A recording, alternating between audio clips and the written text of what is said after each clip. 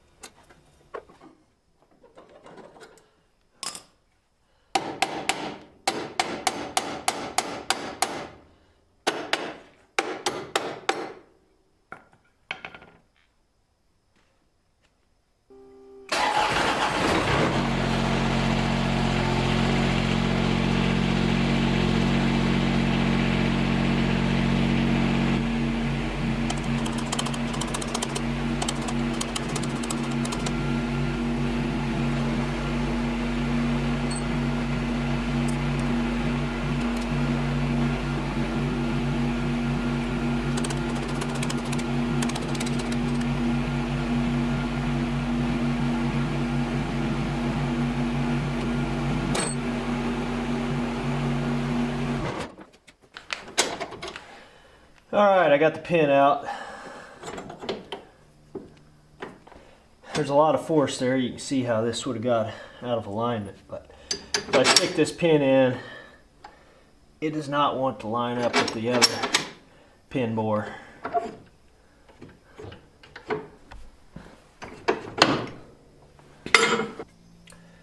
Alright, I'm going to attempt to just clean this up and see if I can knock it back into place.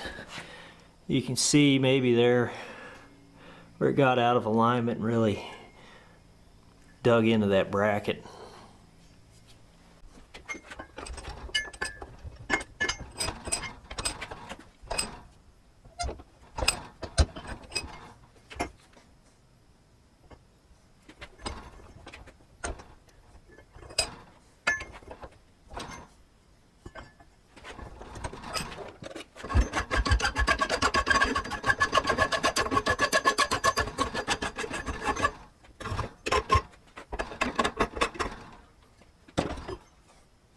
That's better to line up, right? So.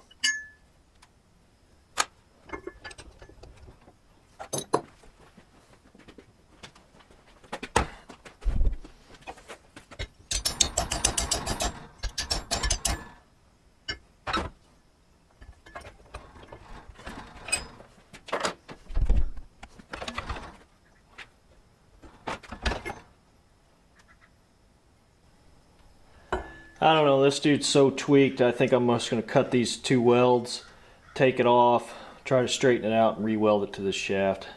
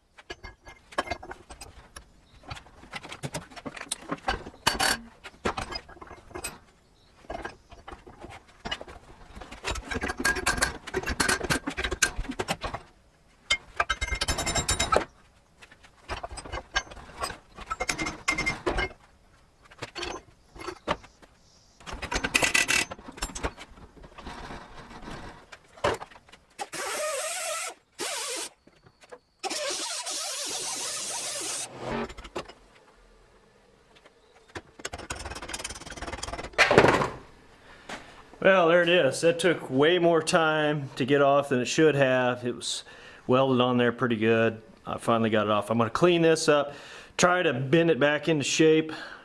I'll stick it back on the shaft, clean it up some more, re-weld it. Shouldn't be any problems.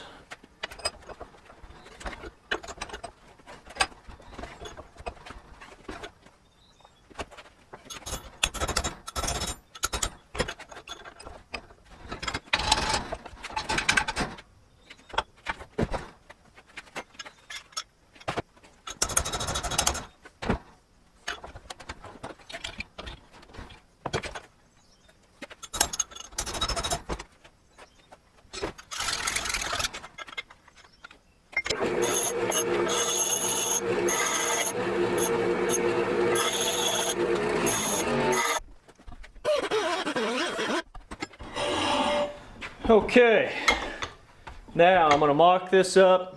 Actually, I'll probably just go ahead and get it hooked back up on the back of the mower and then weld it in place so I have it right.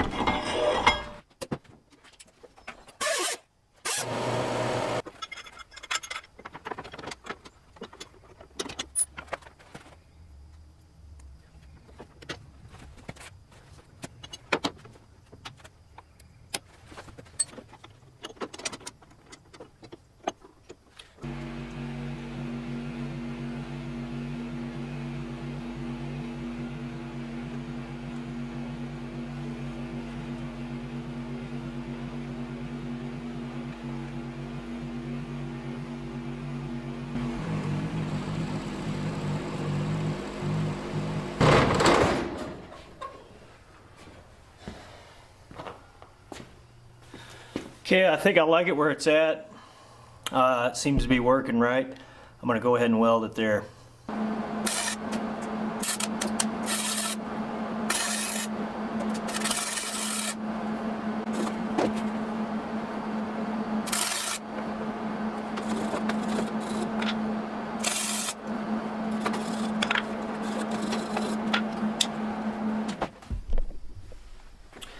Well, there you go. Just need to throw a cotter pin in it, and I'd say the rock shaft arms are fixed.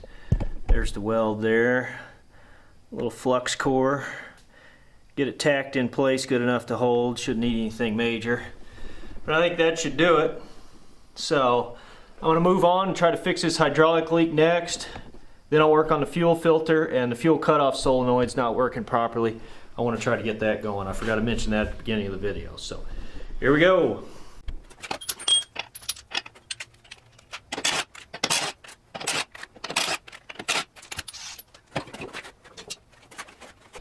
Okay, let me get you in here so you can see this. Now, back inside of there is where the swash plate lever connects to the shaft, the input shaft on the swash plate that actually rotates it. And back in there where that shaft goes in, there's those two O-rings. And there is an access here. I think I may be able to get on it without having to drop the whole rear end, because that's a huge pain. I'm pretty sure this is doable. We'll see if I can do it.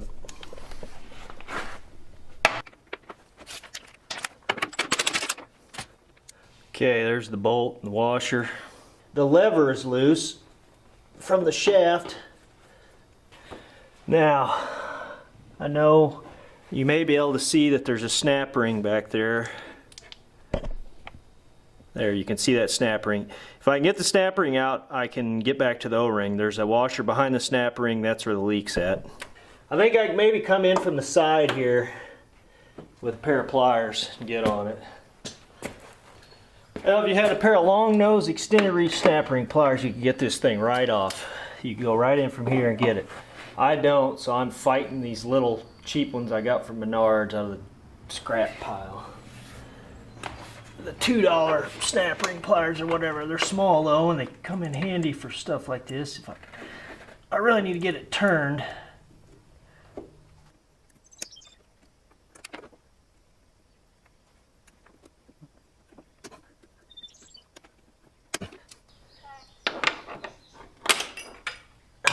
There it is. Not the way I wanted to take it out, but it's out.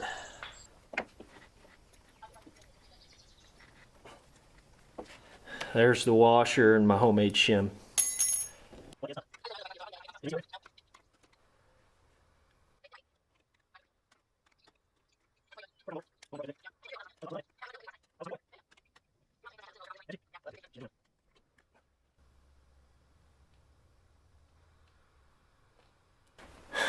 Well, there you go, folks. Here was the O-rings that I tried to put in it. Here's the John Deere replacements. They're quite a bit thicker, so that's probably why it was still leaking.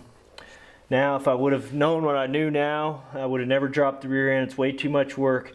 Get you a pair of long nose snap ring pliers. You just have to take the tire off. You can come in from this side. You can get right in there and pull these out with a pick. So now I'm going to try to stick these in, button it back up. It should work. So fortunately, I did it the hard way last time, but you live and learn. So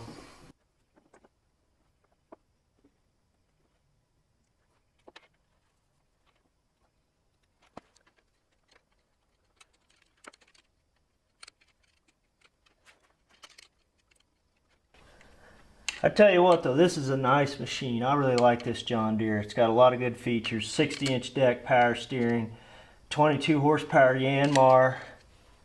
It mows. It'll mow thick grass. It's comfortable. It turns sharp. It's got a good turn radius on it. Okay, I think I've got that packed in. Pushed in far enough. Not a whole lot of room in here, but still, I'd rather do it this way than have to drop the rear end, because that's just too much work. Yeah, it wasn't really leaking too bad at first, but it got progressively worse. So, okay, I'll put this shim back on, washer, whatever you want to call it. I've got a brand new snap ring to put on, if I can ever get it. apparently this is a somewhat common issue. I've read some forum posts about it, and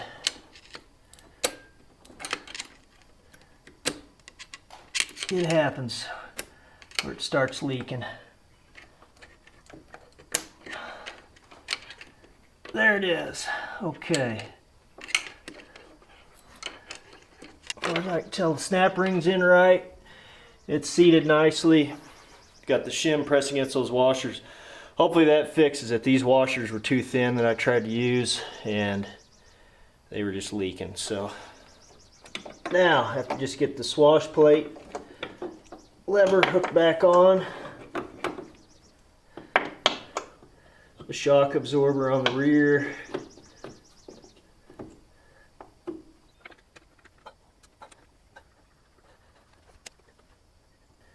Hairpin for the shaft that the shock absorber attaches to.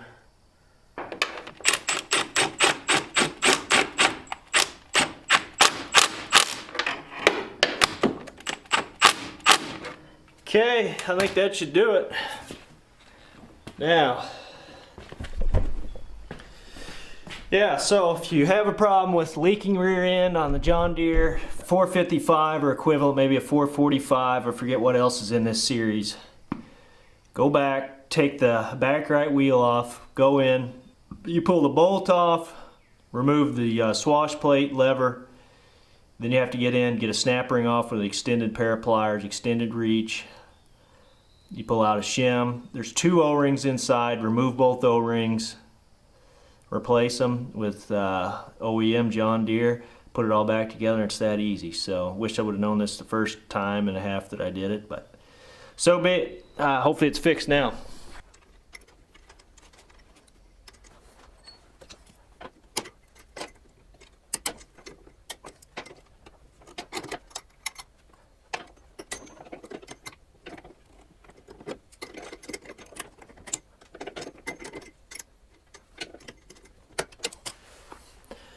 Okay, I've got a washer and a cotter pin now on the pin that holds the rock shaft to the rock shaft cylinder, so that should be good to go.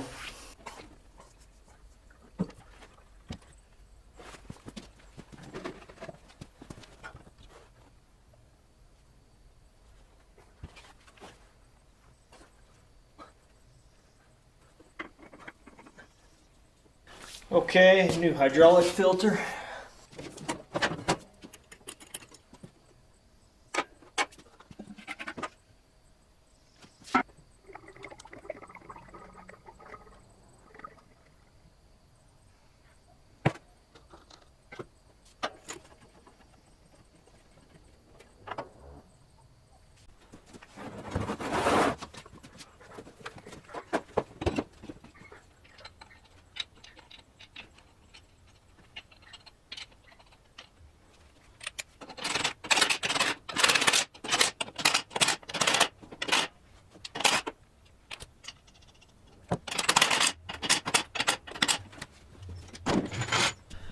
Okay, well, I think I've fixed 2 problems now. I've got the rock shaft all welded and back together like it should be, so hopefully don't have any more issues out of that. I got it topped off on fluid. Now, tomorrow I'm going to start in on this fuel filter assembly. This is the correct factory assembly. I'm going to have to make a couple hoses, get a T fitting in order to plumb it up the way it was from the factory. And then I wanted to get in here and adjust on the fuel cutoff solenoid because I knew it wasn't working. Well, there's not even one on here.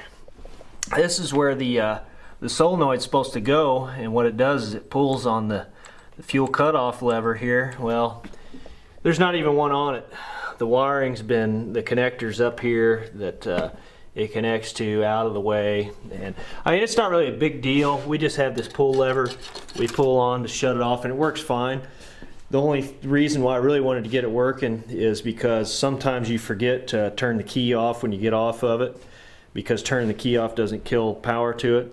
So then the fuel pump runs and the battery's sitting there draining and the clock's running. So anyway, I guess I'm not going to fix that since I don't have one to replace it with, although I am going to fix the fuel filter. So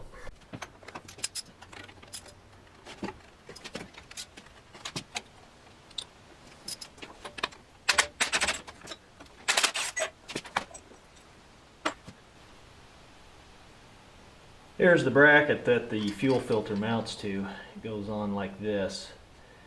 And I'm having a hard time finding the right size bolt to go through here, so I decided it'd be easier to take it off and mock it up first. Okay, this is about the longest bolt I have on me.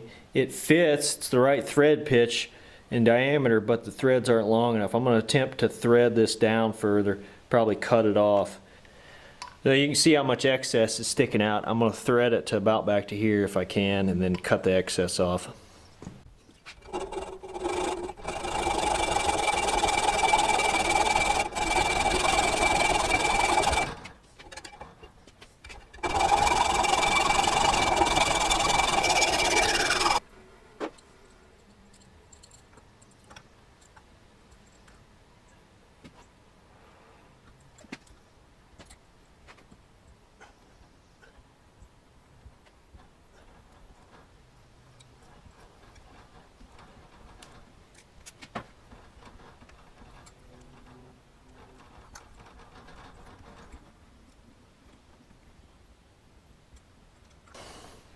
It's not a perfect job, but it's the right length. You can see it. Threads right on in just fine.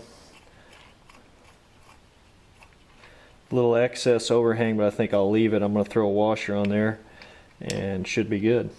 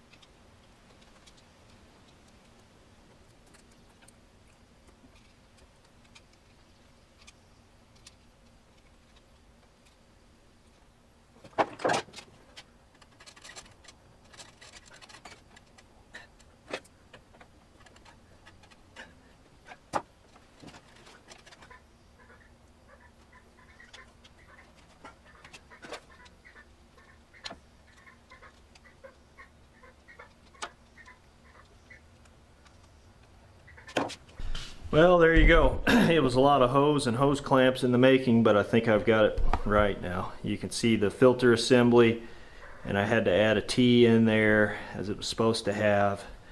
And it's supposed to be a self-priming, a self-purging system. So we'll go ahead and see. I'll turn the key on, see if we can get it primed up. If there's any.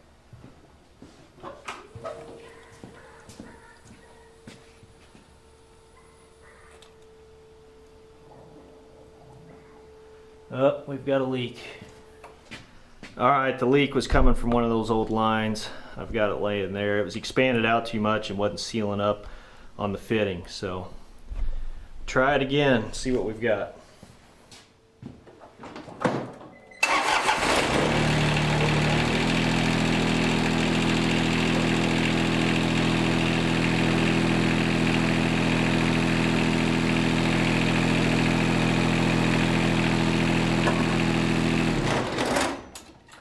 Okay, looks like that's fixed.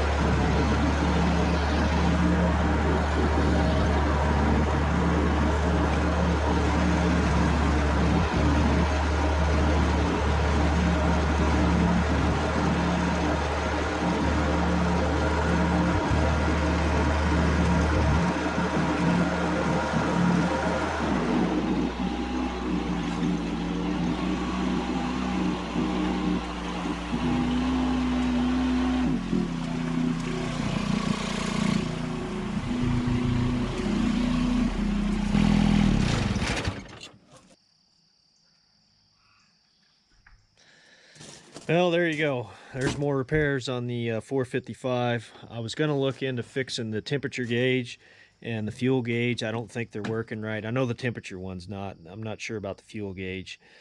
But my 330 actually just broke down. The alternator pulley stator seized up on it. So I got to get this thing moved out so I can work on it. So if I get to this electrical stuff, I'll make another video on it. So anyway, thanks for watching.